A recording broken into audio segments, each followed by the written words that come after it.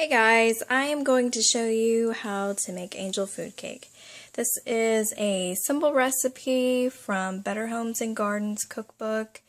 Super easy and it's not really that time consuming. Once you've had homemade angel food cake and you see how easy it is to make and you taste the flavor, you will never buy it from the grocery store ever again. It's so easy and it tastes so good. So first, you want to separate your eggs. So you're just going to be using egg whites, and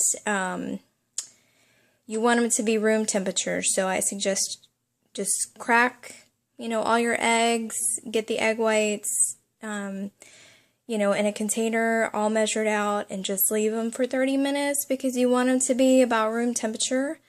That way it's easier to whip up. So I will show you how the easiest way that I have found to separate an egg. Okay, so as you can see, I have cracked the egg, and you want to crack it, just enough to where it's easy to just take it apart in half. So what I do is I just tip it just a little bit and let the weight of the white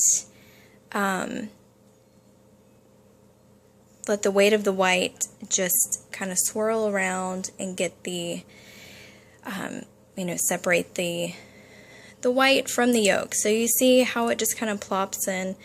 Looks really disgusting, but it works the easiest, and you just really want to just tilt it just enough so, the weight of that white just comes right off.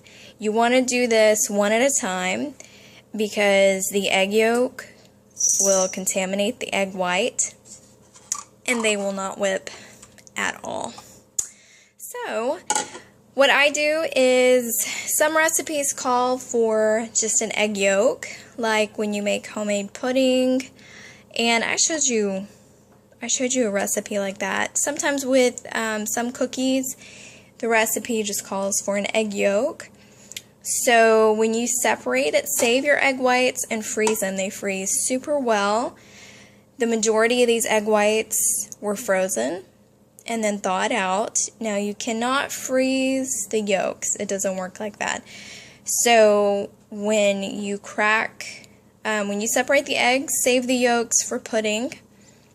And that's really just the easiest way to do it. So we will get started. Basically, this is just the very first step. Okay, so the recipe calls for 1.5 cups of powdered sugar and 1 cup of cake flour. Now, if you don't have cake flour, which most people don't, it's just all-purpose flour. So this is a cup.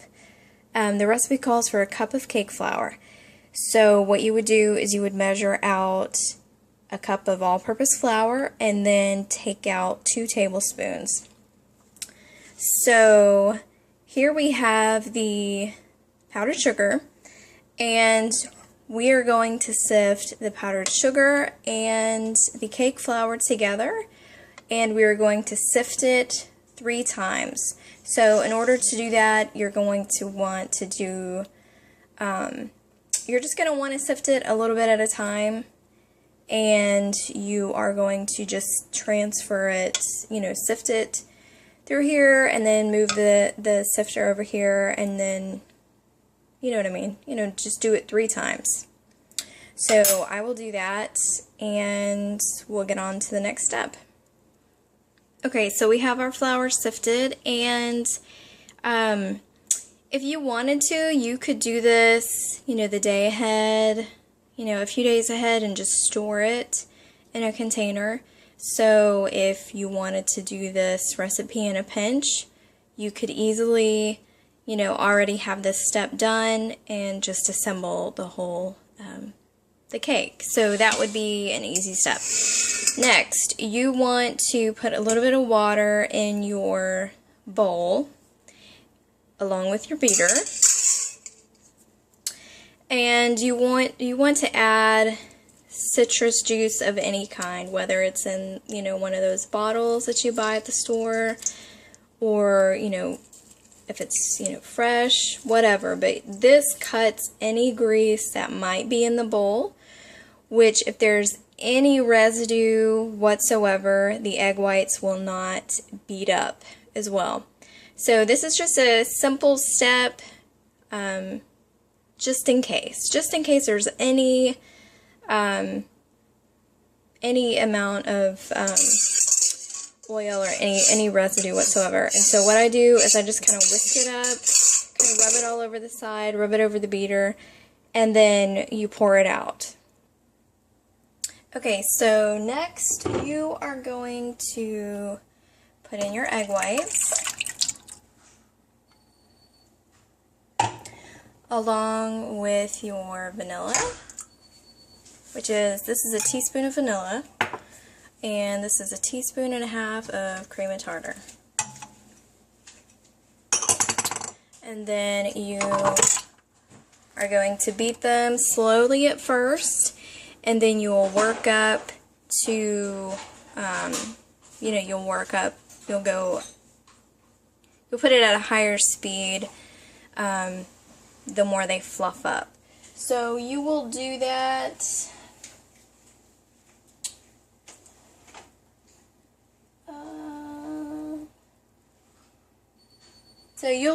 until soft peaks will form. So I will show you that. So just start off slow.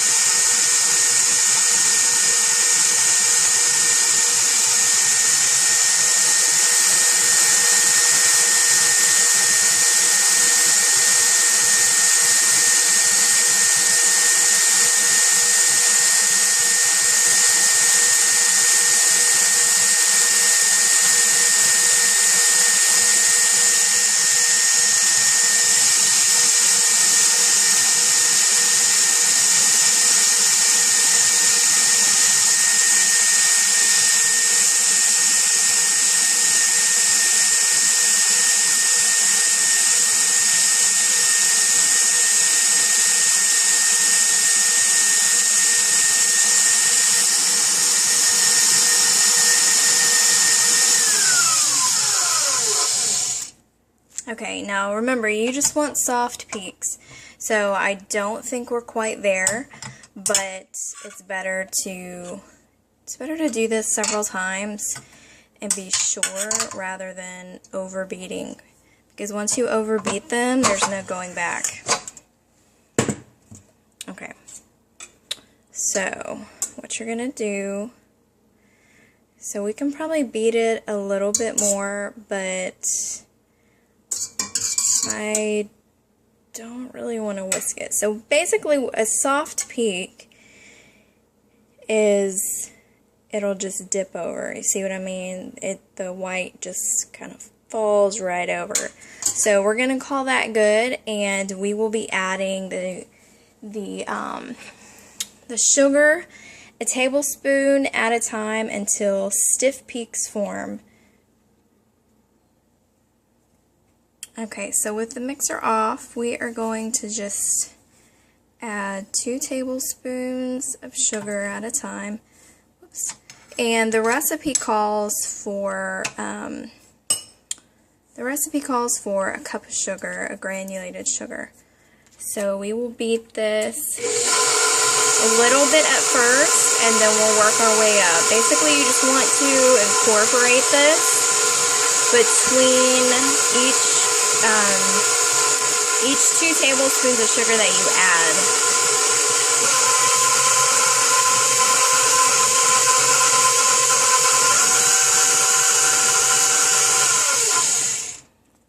Okay, so I am going to keep on doing this. This will be kind of a tedious process. You're going to add, of course, 2 tablespoons of sugar at a time, and then beat it a little bit, kind of let it incorporate, and then you're going to turn it on high until stiff peaks form. Okay, I have added the last 2 tablespoons of sugar, and I've mixed it a little bit. Now we are going to beat this until stiff peaks form.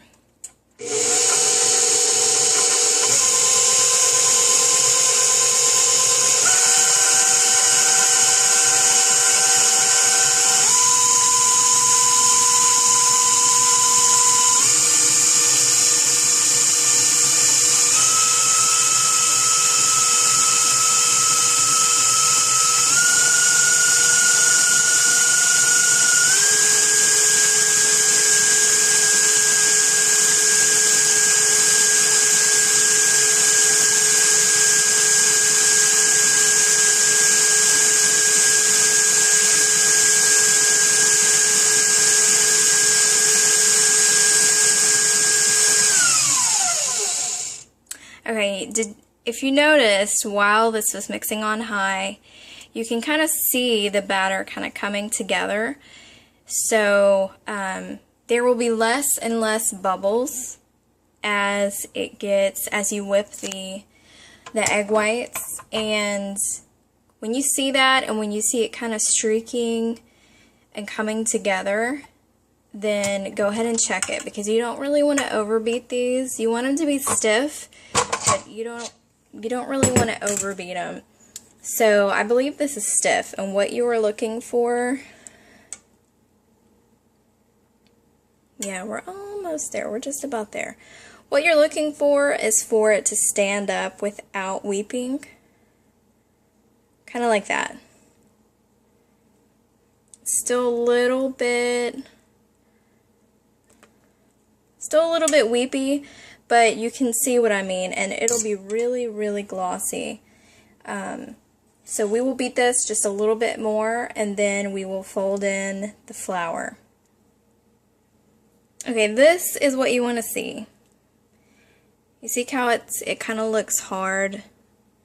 This is exactly what you want to see. It's thick, and it just stands straight up. Now, something my mother used to do when I was little, and I thought it was just the coolest thing. And if you have kids, even if you don't have kids, it's fun, even as an adult, to see it. But if you tip the bowl over, nothing comes out. So you know that they are perfectly stiff. So now we will start adding the flour by fourths. So let me move over so the lighting is a little bit better. Okay, so we will add the flour and the powdered sugar mixture to, we will fold it into here. And I added just a little bit of salt to this, just because salt, you know, really adds flavor, and it kind of cuts through the sweetness, because this is very sweet. So what I do is I just kind of add just a little bit at a time, maybe like 3 tablespoons. Yeah, doesn't have to be perfect. So to fold this in, let me put this one.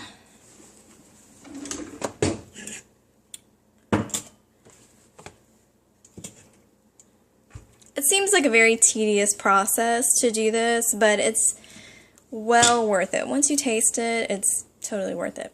So what you want to do is you want to cut through the middle, down, and then back up. And then, of course, this is easier with two hands, but then you're going to rotate the bowl, cut down, and fold over. Kind of scrape the bottom of the bowl. Okay, move it again, cut down through the middle, come up on the side, and just kind of fold it over. And you will keep doing this until you really don't see any pockets of flour, and then you'll add more, and so on. Okay, so this is all mixed together and folded in, and you are going to start adding this a little bit at a time into your tube pan until it is all filled up. And I do it like this just so I know it's even. So while you do this, if you notice that if you see any pockets of flour, just go ahead and mix them in until, it's all incorporated.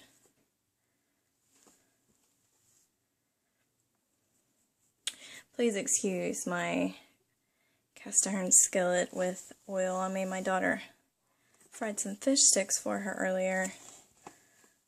So, anyways.